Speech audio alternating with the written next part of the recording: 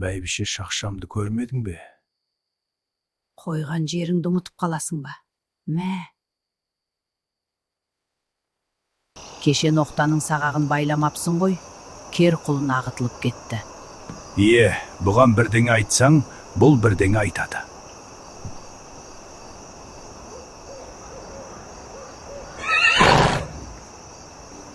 Кеше кер құлынды бостау қосақтап едім.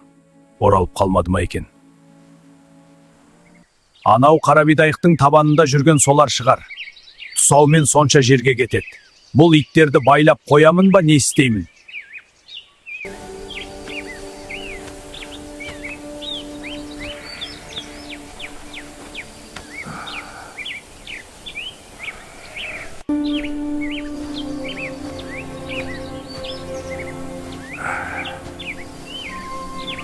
Ертең сүйегіме шапан жетпей қалса, Бектемірден қалған Ерғабылдың асында түк болмады деген атаққа қалармын.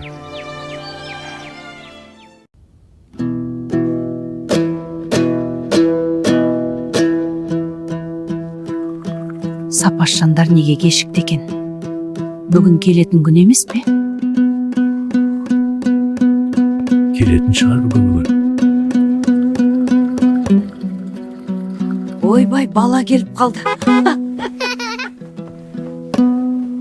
Құлындарым, аман есен келдіңдер ме?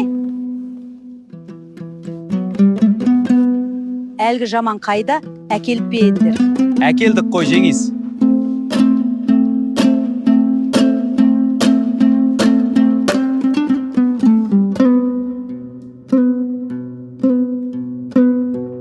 Жалпы геология халық тіршілігінің ең басты қажеттілігіне айналды.